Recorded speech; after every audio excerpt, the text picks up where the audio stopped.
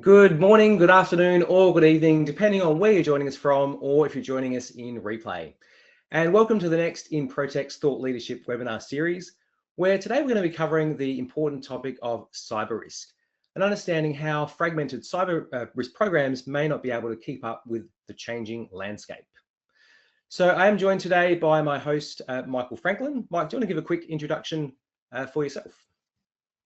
Thanks, Michael. Welcome. My name is Mike Franklin. I'm the cybersecurity lead for Protect's global operation.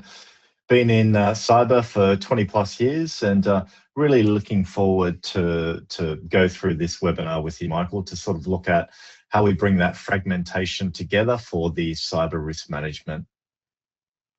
Over to you. Thanks, Mike. And I'm Michael Howe, the Head of Risk Research and Knowledge at Protect. As the title implies, love researching the world of risk, including the world of cyber. Mike and I have also started in one of our Protect Academy courses on cyber risk management. So we're going to be covering a little bit of that today. Now, in terms of who Protect is, we've been around for over 25 years and founded by two ex-chief risk officers who just wanted to do things better in the world of risk, looking for better tools. So one of our flagship products is our Protect ERM or GRC software. We operate across the globe.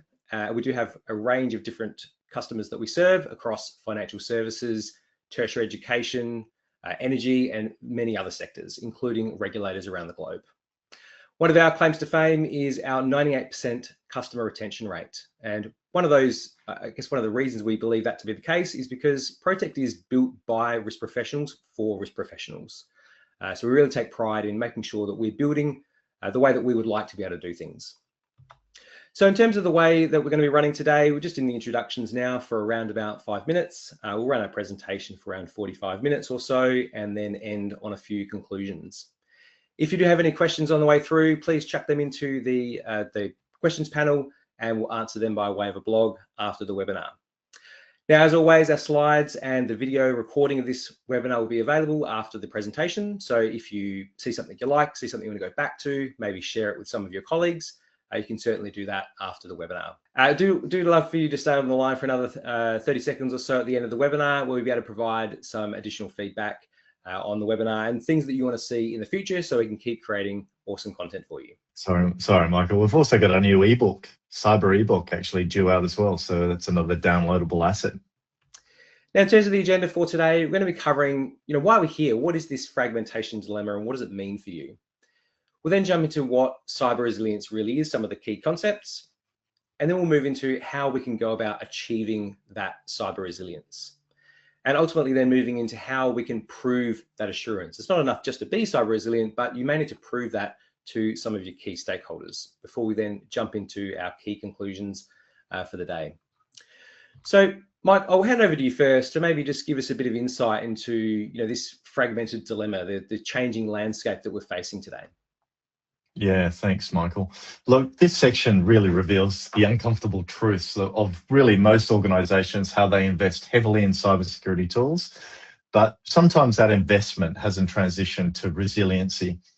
So when we look at the numbers here, they do paint a stark picture.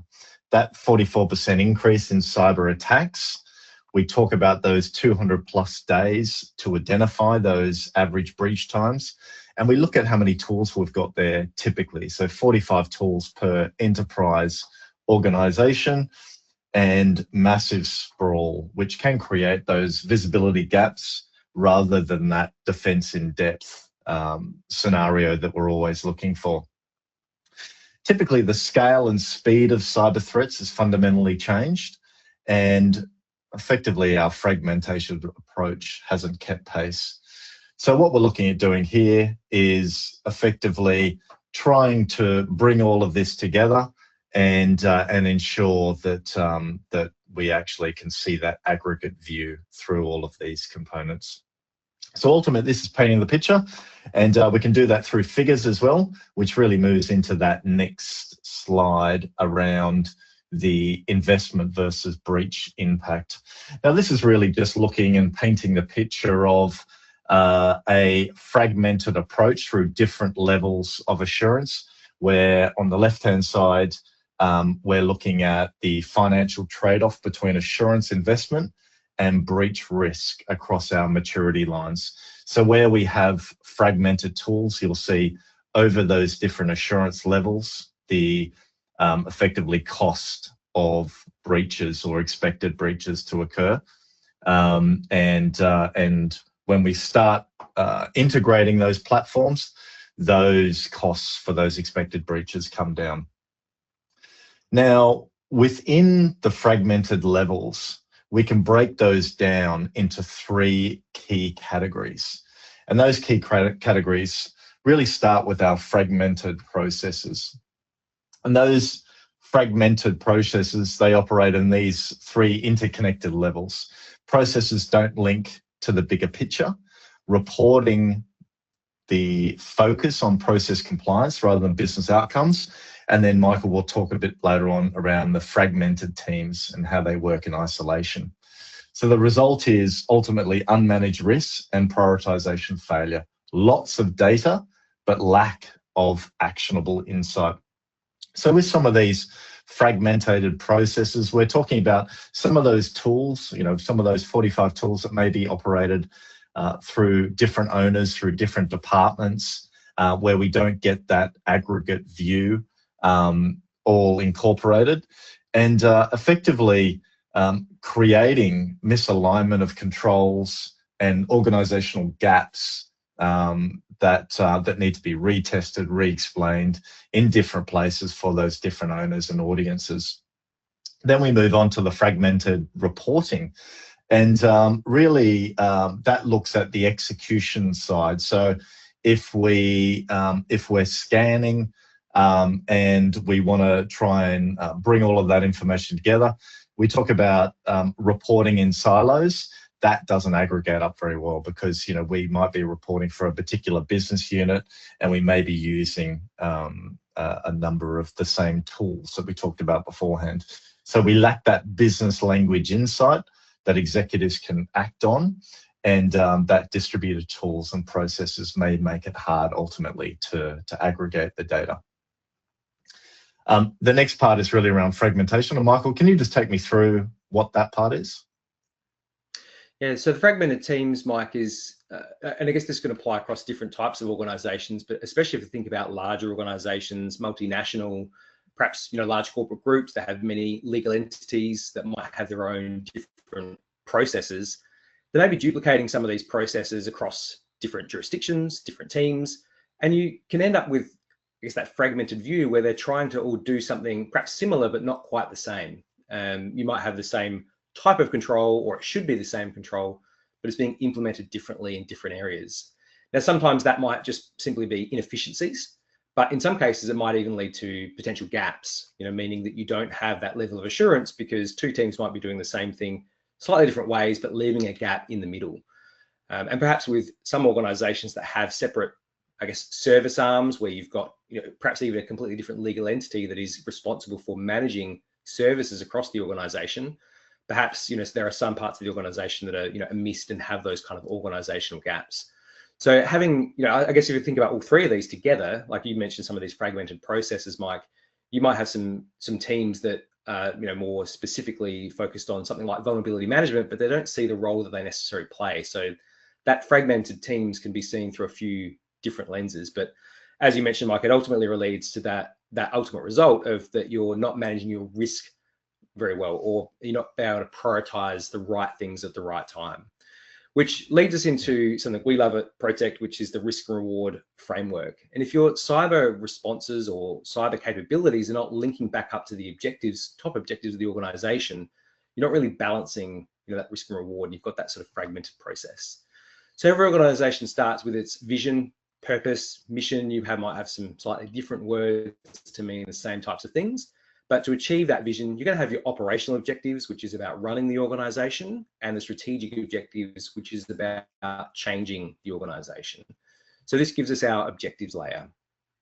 Now, in order to achieve those operational objectives, you're going to have your business operating model. Now, this is going to make up your processes, your resources, systems, technology, people that are needed to deliver on that operating model. You've then got your strategic projects that deliver on those strategic change initiatives. Now, those then get delivered into the operating model. So the operating model does change over time, and that's where some of that fragmentation can come in if it's not managed effectively. Now, the operating model then gives rise to some of these operational and financial risks. And we also need to manage our strategic and project risks. So this is our risks layer. Now, once we've got those risks that we know we need to manage, we then manage them through operational financial risk management or our strategic and project risk management capabilities, and also the risks in the middle. So as those projects get delivered into the organization, we need to be able to manage that risk in change, which gives us this enterprise risk management layer.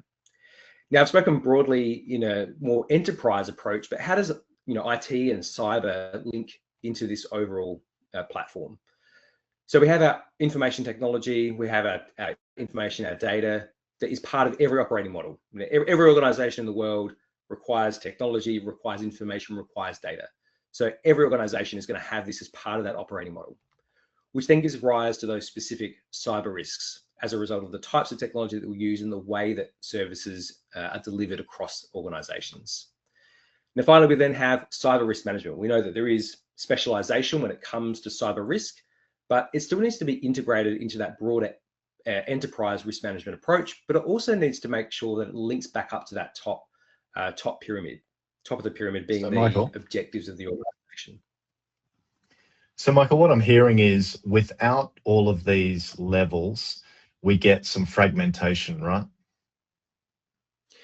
Yeah, so if we've got, and perhaps I'll highlight a way that it's a nice segue into our next slide, which is on what I call the cyber compliance paradigm, meaning if you're not thinking about objectives and you're only thinking about cyber from a compliance perspective, you're missing that overall resilience picture. You might be compliant, but not necessarily resilient. So this is our risk bow tie methodology that we use quite prolifically at Protect. And you have your risk event in the middle. I'll just give a quick explanation of what it is before we bring in the compliance component. Once you understand what that risk event is, what are all the particular things that could happen after that event occurs, linking up to ultimate impacts. So these impacts are the objectives at the top of that pyramid that I just highlighted. We can then start asking, but why would that particular event occur? And we keep asking that question until we identify all of the root causes or contributing causes.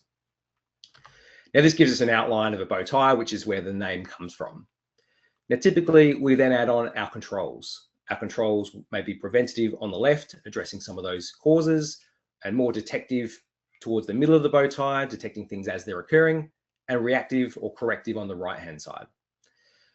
Now, some of those controls will also be compliance obligations, particularly if you see compliance obligations as conforming with something like control frameworks, control standards, which Mike will cover a little bit later. But if you're only focusing on that compliance component and are we meeting one of these compliance standards or control frameworks without thinking about the impact, then you can't really link those two things together and you're not going to be resilient. So that brings us down to what do we mean by cyber resilience? What is that as a function of an organization? I'm going to start with some broader resilience definitions first before we move into a cyber specific component. So I'm going to start with organizational resilience. So this is defined as the ability of an organization to absorb and adapt in a changing environment. And so this is from an international standard from ISO. Now, this is separate from operational resilience. This typically includes operational resilience, but is much broader. So the poster child here are things like Kodak or Blockbuster, which didn't fail because of some major event or acute, short, sharp disruption. They failed because of an ability or lack of ability to change or adapt in a changing environment. Now, operational resilience is more about those more severe impacts, more short, sharp impacts. So I'm going to use the Financial Conduct Authority's definition, which is widely adopted or adapted across many other similar resilience capabilities or jurisdictions, which is the ability to prevent, adapt, respond, recover, and learn from operational disruption. So covering those key components, which I'm going to dive into in a little bit. But Mike, where does cyber resilience, overlap or come into play with those? Yeah, look, cyber resiliency is, in this particular instance, falling quite nicely into that overall operational resiliency. Now, there is a bit of an overlap, and we do have the likes of tactical and operational resiliency. But the broad view of operational resiliency testing should include cyber as part of those scenarios. Sometimes cyber scenarios are considered the technical side, and other times they're part of the overall operational resiliency from that perspective. So, if we talk about integrating and expanding cyber-specific techniques, there are a number of threat techniques that we can expand for the organization, or we can tactically look at, some of those resiliency techniques for products, information systems as well. Now, we actually sometimes break these down as well, and we break these down into what resiliency looks like in practice. Michael, do you want to take us through that? Absolutely. Mike, one thing before I do is, I think the interesting thing here is that cyber resilience, yes, there is the operational component, a cyber intrusion, a ransomware attack, but I think there's also, and the reason we've laid it out this way is, I think there is an organizational resilience component to cyber resilience as well, not just the short, sharp disruption, but I think CTOs, CIOs also need to be paying attention to what's our footprint when it comes to not just from an attack surface perspective, but how do we make sure that the technology we have today is going to be resilient over the next 3 to 5 years, to allow us to adapt, especially as we think about things like the way AI, large language models, multimodal models, currently adapting and changing. So I think it's not just that operational disruption, but thinking about cyber resilience through both the short-term lens as well as the long-term lens. Yeah, well, when we test effectively, we involve CTOs, CIOs, CISOs in those practical examples of operational resiliency testing and planning as well. So absolutely, it is involved at all levels. So I'm going to get a bit more granular, I guess, in some of those key steps around operational resilience in particular and its relationship to cyber resilience. And I'm going to use an analogy, of a boxing, going to the gym, you want to practice your boxing or get in the ring with someone, and use that as a bit of an analogy here. So the first thing you do when you're getting in that gym, facing off against someone, is you don't really want to get hit. You want to be avoiding, getting out of the way of those punches as they're coming at you. Now, one of the concepts around operational resilience is that you have to expect that you are going to get hit sometimes. It's not enough to say, we don't think that's going to happen, or that I'm never going to get hit. It's making sure you're managing through that whole life cycle of risk. So sometimes you are going to get hit. Now, the next phase is then you need to try and absorb some of that impact. Stepping away from it, or being able to absorb some of that impact from that hit. Now, we know, even though you might still be trying to do that, sometimes you are going to take a gut punch and you're going to fall to your knees or drop down.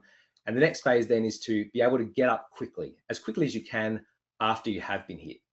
So the analogy here is really closer to things like disaster recovery or business continuity, which is that recovery phase, trying to get back on your feet as quickly as you can. Now, sometimes you might take a hit that does you some kind of permanent damage. So for example, in a boxing example, maybe you take a hit to the shoulder, hits a nerve, and basically you have to drop that arm because it's no longer effective. Now you've got to start changing the way that you fight. You square off a little bit differently, change your tactics. So this is about adapting and learning. And finally, after any particular fight or event, you may then want to figure out what could you learn. So maybe this time you did take that hit, but can I learn something to maybe avoid it in the future? So we can see how that might also apply to any kind of cyber approach as well, across all those different phases. It's no longer enough to focus purely on preventing threats from getting inside your perimeter. It's about managing that whole life cycle. Now, Mike, this is I guess we can look at this internally and think about us or our own internal organizations, but it really does extend beyond that as well. Yeah, look at the extended enterprise. Well, your perimeter is no longer a wall. It's effectively a web of dependencies, including cloud platforms, managed services, SaaS vendors, outsourced technology services as well as some of your own infrastructure. Third-party involvement in breaches has doubled. It isn't a marginal increase. It's effectively a doubling of third-party exposure. Almost 41.5% of those breaches are ransomware and extortion for incidents that have occurred. So risks have realized as part of those third-party breaches. So we've got this complexity here that we're trying to manage with the ever-increasing risk of breaches occurring to some of those expanded endpoints that we have within our enterprise. So the complexity is really around third parties providing that technology you need to manage or have assurance over, third parties managing controls and tools, and also yourself and that distribution of ownership of those tools as well. So, we've got multiple risks and control ownerships that we're trying to manage within this.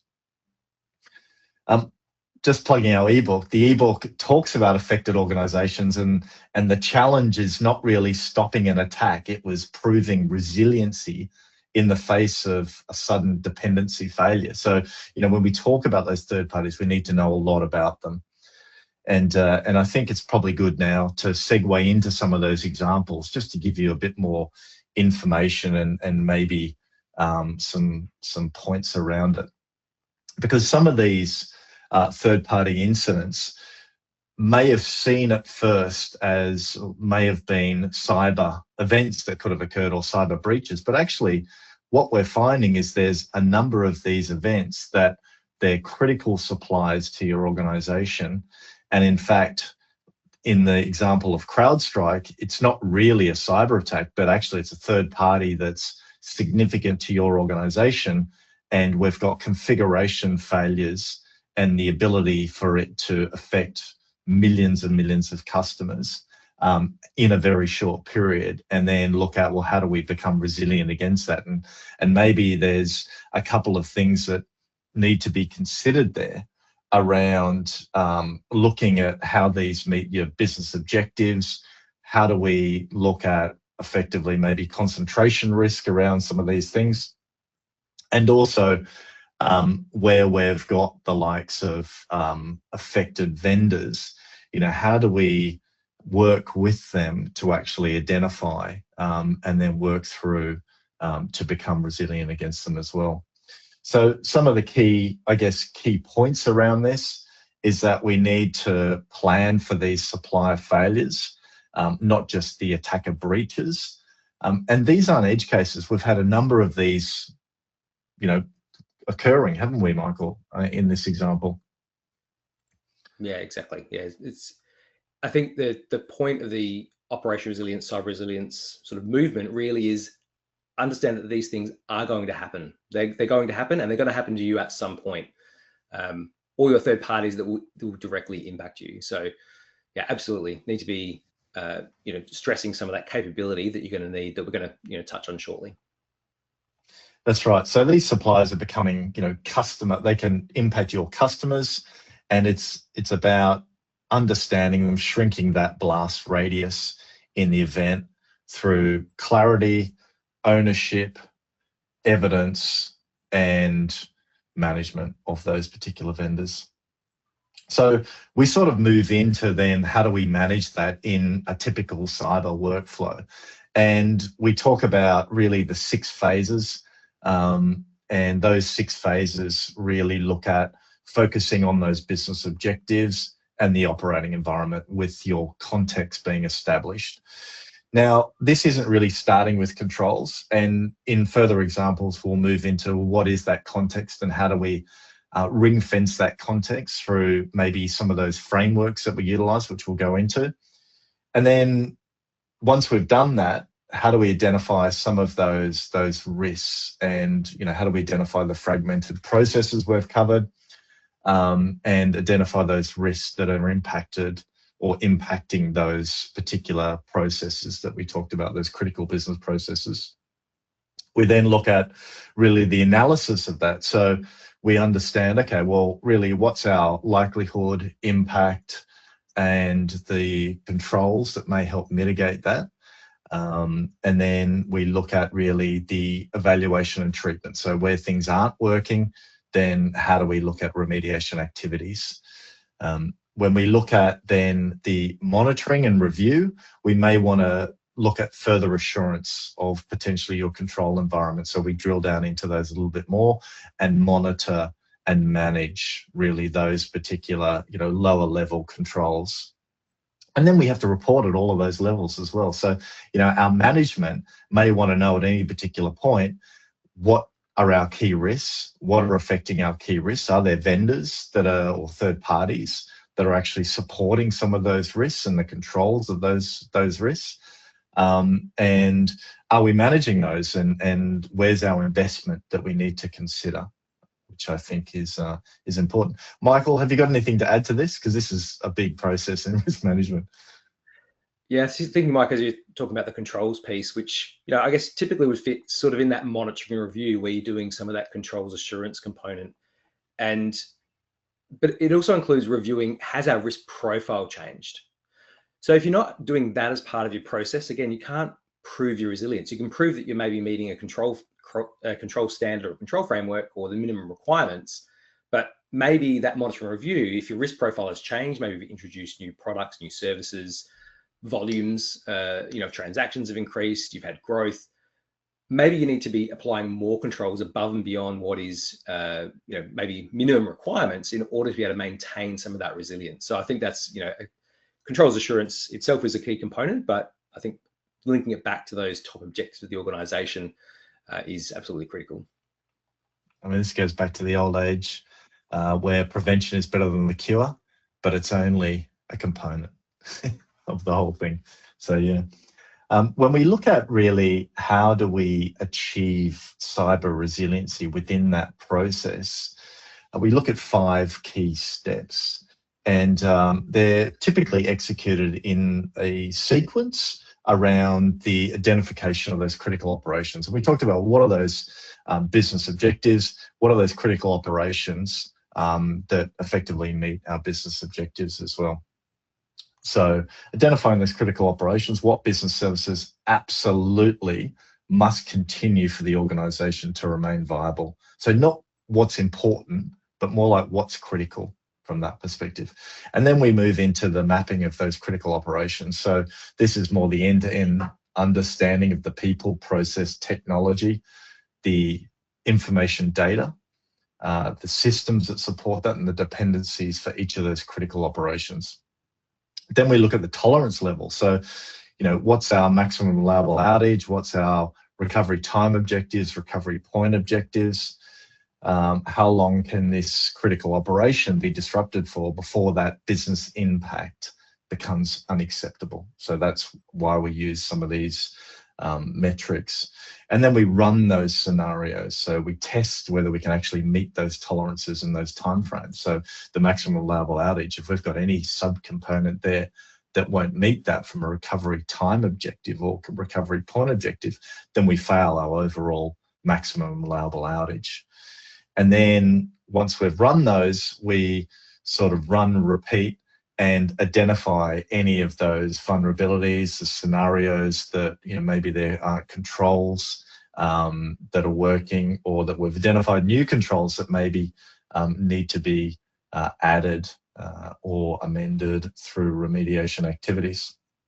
So I guess the key message is you need to identify all of these components in advance. Reactive resiliency isn't resiliency. So when we understand some of those key relationships, we can actually break them out. So when we work through the diagram, we look at the critical operations where we connect to those tolerance levels, those business impacts, and then we move across into the processes as well. And also we break those down further into sub-processes, which then contain resources, and those resources may be made up from people, facilities, assets, hardware, software, information, data, which then move into and can be supported by our service providers. So this is where those service providers are critical in providing us some of those key resources. We scenario all of that together, and then we look at and maybe include our policies and obligations with relation to that. which is important maybe from a regulatory point of view, but more importantly from our own governance perspective, to then drive the controls that are important for each of those scenarios. So ultimately, we're looking at what connection matters, and we need to document everything. And this really brings us to a sub-process or subsection of a critical business process, which has some key items mapped. So here in this particular example, we've got a sub-process. We're looking at some of those core systems that, or resources that provide that, but also we may have some third parties or vendors that support some of those areas. So effectively, the call out here is you need to identify all of the key components in advance, and we need to make sure that we have this mapping in its logical order. Now, having the mapping is great. However, you really need to test your response. So, Michael, let's move into the planning and how do we do that? Yeah, thanks, Mike. You're right. All that mapping, I love process mapping, but it needs to have a purpose at the end of the day. And it is about getting that understanding of those processes, so then you can think about how you can then test against them. So when you're planning a scenario program, I think you need to consider both, I guess, just the general context. So are you thinking about it purely as a cyber scenario program, or is this integrated into your broader, business continuity teams, operational resilience capability at a more enterprise level? And I think what we're trying to emulate here is moving towards that kind of enterprise approach and making sure that cyber scenarios are not sitting in a specific context, in a siloed context, that aren't then linking back to that broader business capability. So if your scenarios are really focusing on, I need to just get this asset back up, but you're not really connecting why you need that asset back up, I think that is that leads to that lack of resilience, or those fragmented processes where maybe cyber's doing scenarios completely separate from different teams, and neither the two shall meet, potentially makes that less resilient. So firstly, what you need to do is develop your scenario library. Now that, as I've just kind of highlighted, there might be a cyber specific library. You probably will need some specialists to develop that alongside some of the other more enterprise level scenarios, but you really should be considering those together as much as practical. Then you want to map those scenarios to the affected resources or critical operations, understanding how would this scenario impact on all those things that we've just mapped, because that then gives you that intelligence or information about how that scenario might actually play out in practice. Also want to look for complete coverage. So have you covered all of those critical operations or all of the assets? Perhaps you have the crown jewels kind of approach of knowing specifically for information assets which ones are the ones that you're definitely going to need to protect the most. Now, it's all well and good to develop that scenario program, but then you need to actually test those scenarios. So more about what that looks like in practice is that we've mapped out that same kind of process, is that you run that scenario, which would then impact on those particular resources that you identified. And the usual approach is then to take your business continuity plans, disaster recovery plans, cyber incident response. You may have different words for these or different ways they work together in your organization, but typically those are validating some of those metrics that Mike mentioned earlier, RTOs, MAOs, tolerance levels. You might have slightly different terminology in your organization, but the goal is to test those. Now, something that has come up, particularly in regulated sectors, is that things like desktop exercises alone is usually not enough, and you need to think about whether your scenarios also stress your capability to respond. And really, that's the whole point around developing your response capability. And Mike mentioned some of those examples earlier, like CrowdStrike, which I'm going to guess was not on anyone's radar when it came to their scenario libraries. So your scenario library is a starting point. It is not, these are the only things that could ever happen, but using scenarios that are relatable can help your people develop their capability as individuals. So I think people capability is actually probably the most critical element amongst all of this. It's not necessarily just the technical mapping. It's, do our people know what to do if we faced a scenario? Have we exercised something like this that stresses those particular muscles? Mike, any comments from you before I move into maybe a specific scenario example? Yeah, look, I think it's important just to make sure that we understand and visualize that end to end. We do have lots of different people, groups, technology resources that we need to bring together. But it's all brought together under that critical operation. And I think that's important. And so those scenarios need to look at ultimately what do they affect, and what are those critical resources with relation to that, because it's those critical resources in that CrowdStrike example, if they go down and affect those resources for the critical operations, then it's all over. Yeah. So we have an example there, don't we? Yeah, certainly do. So this is denial of service attack. And I think one of the important things around scenarios is to try and make them, I guess, as realistic or relatable as possible. And so in this example, we've got lots of assumptions that we've identified in advance of running the scenario. So having these assumptions about, who is affected by this denial of service attack, which in this case, we're in financial services sector where multiple banks are being affected. So it is a mass attack, and really laying out specifically, well, what do we think will actually happen here? What are the assumptions we're making about how specific transactions might be affected? What assumptions are we making about how quickly we can recover them?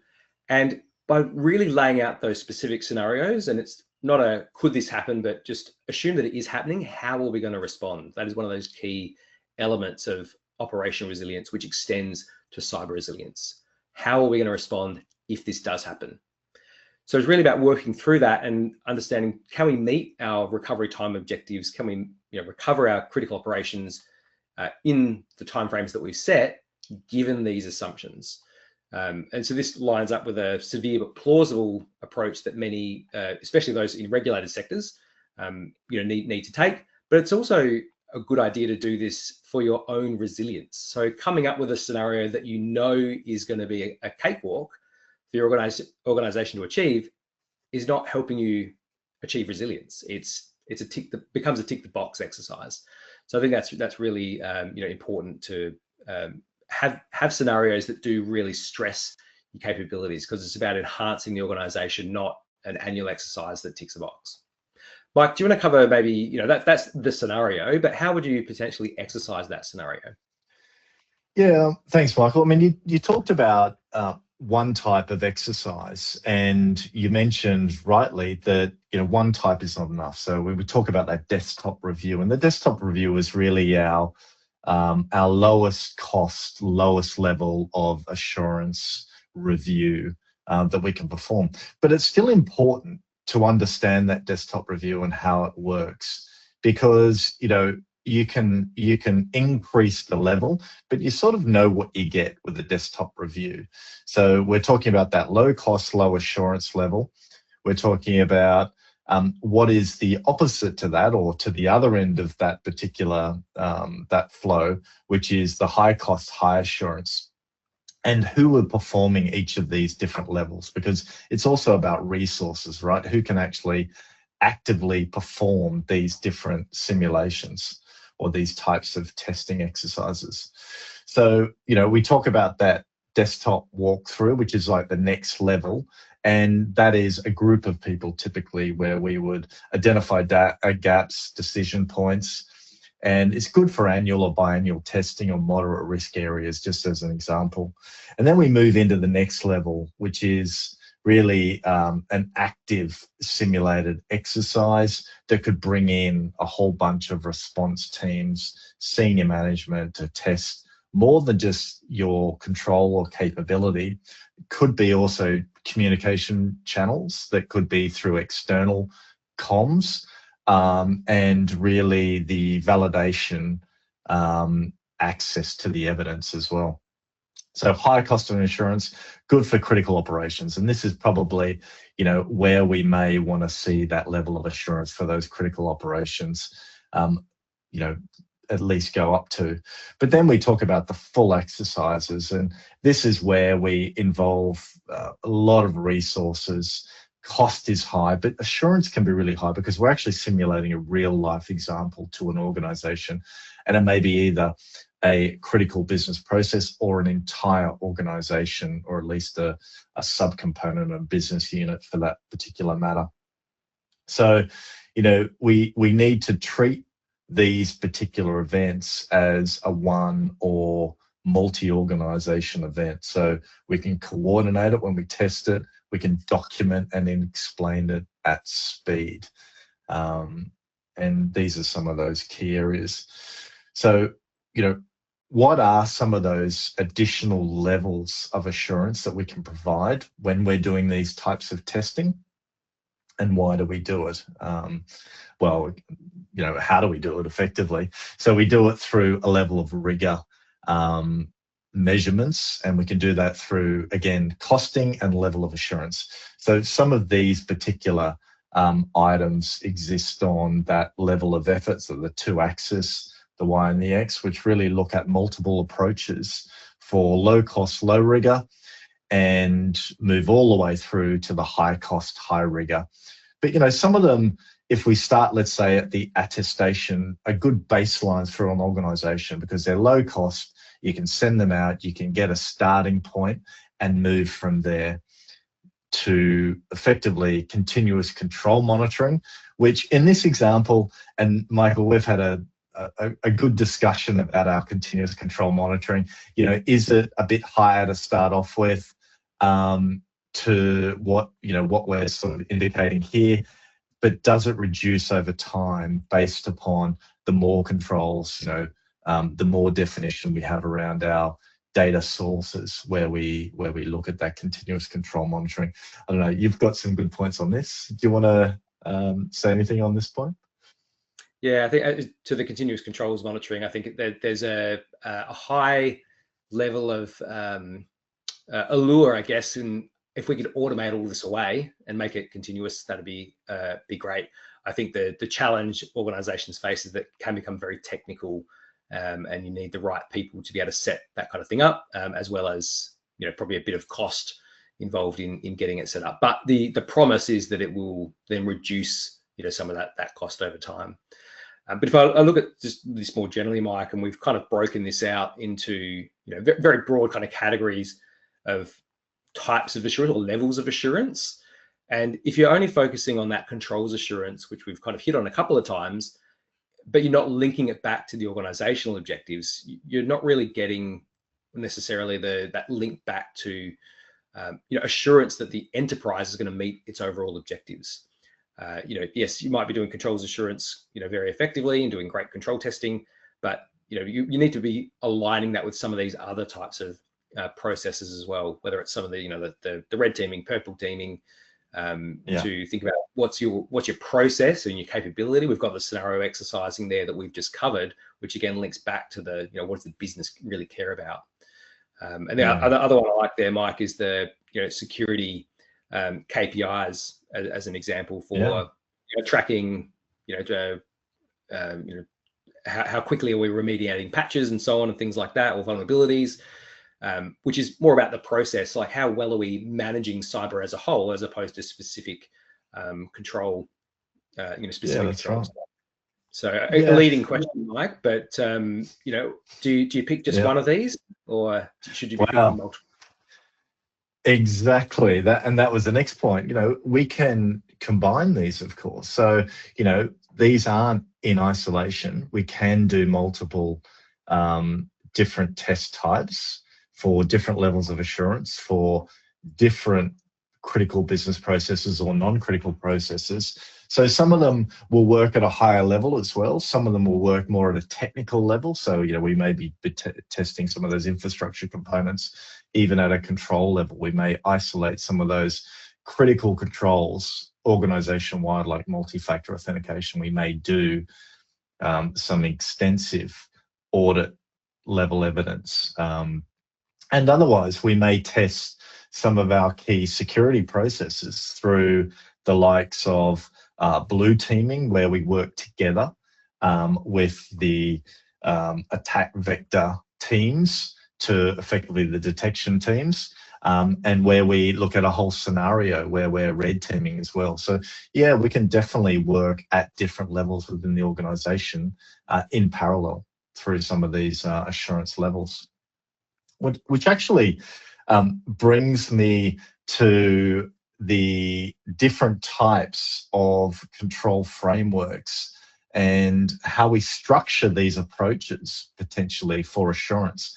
So we may utilize a particular control framework and use that to define some of those, within guidelines, some of those controls that we're going to test for some of those business processes. And here are some, basically a handful of control frameworks that we use for cybersecurity.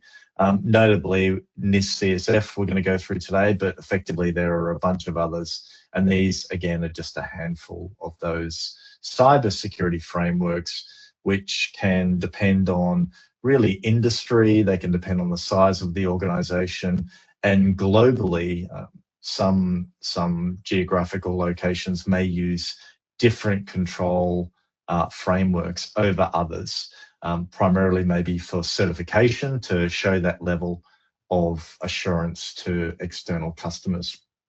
But in this case, the NIST cybersecurity framework is broken down. And so typically when we go through these particular frameworks, we break them down so that we can manage them a little bit more easily, and we can report at different levels. And this really assists with that business reporting aggregate view. So typically we may report at that functional level.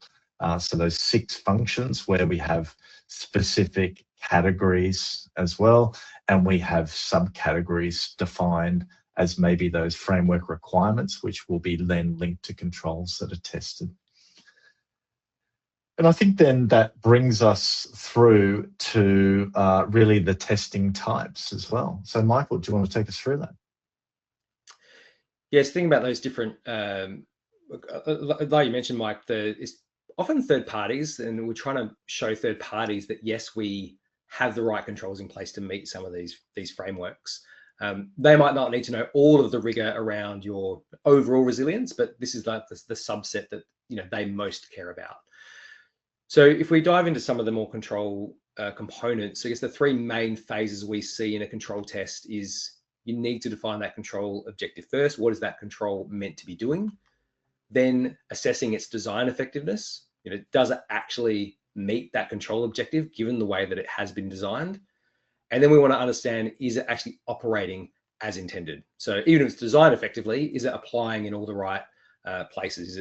Does it have the right level of prevalence across perhaps all of our systems, or depending on the type of control that it is?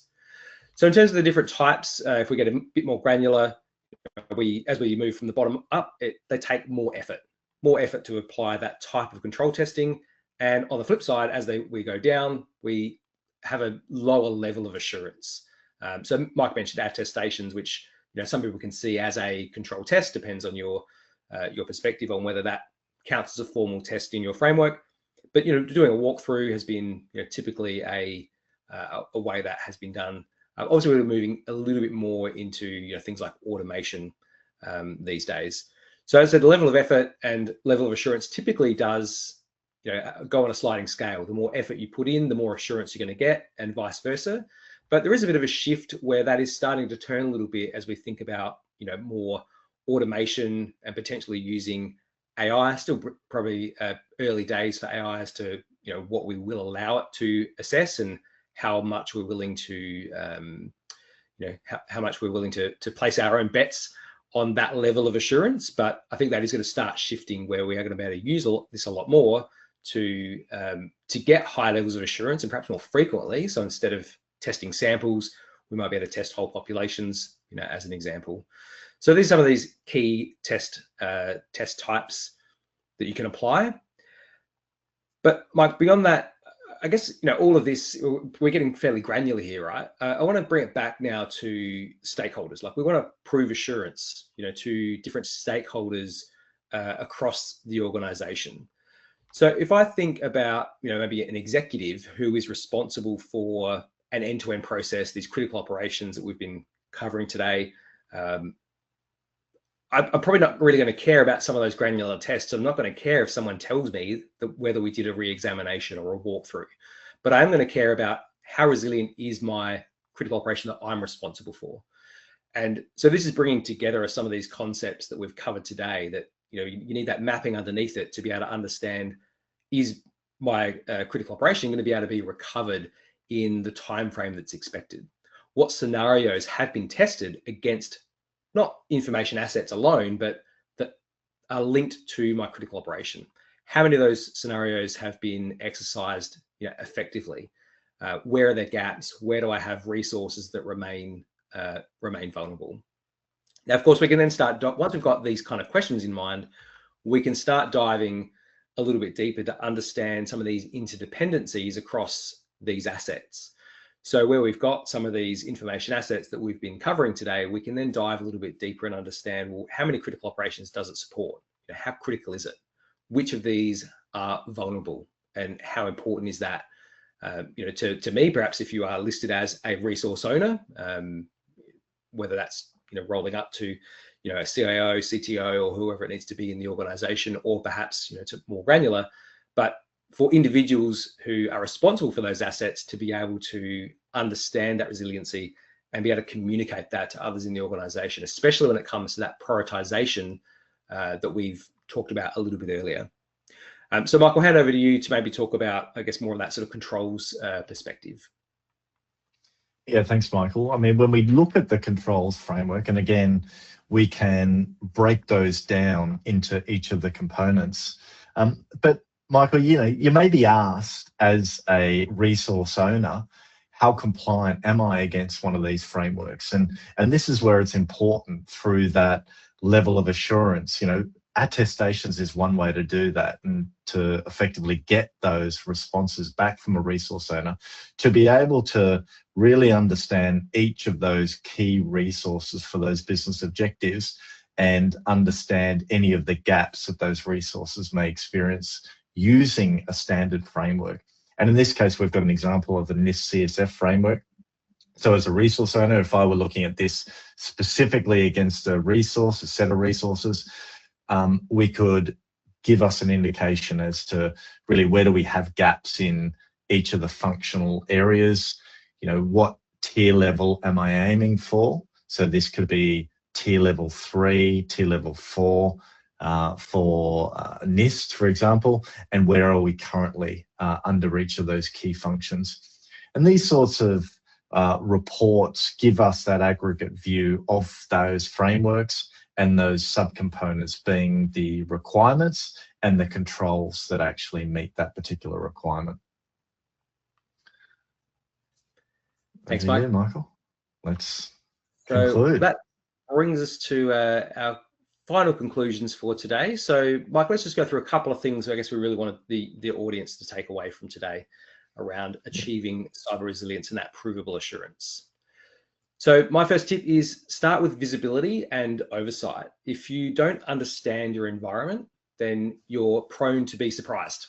If you haven't done some of this mapping, you don't understand all the assets, and not just an inventory of the assets, but how they support business operations. I think that's the most critical component for me. But you can't do that if you don't have visibility of all of those tools, all of the resources, and I guess the tools that Mike mentioned right back at the beginning.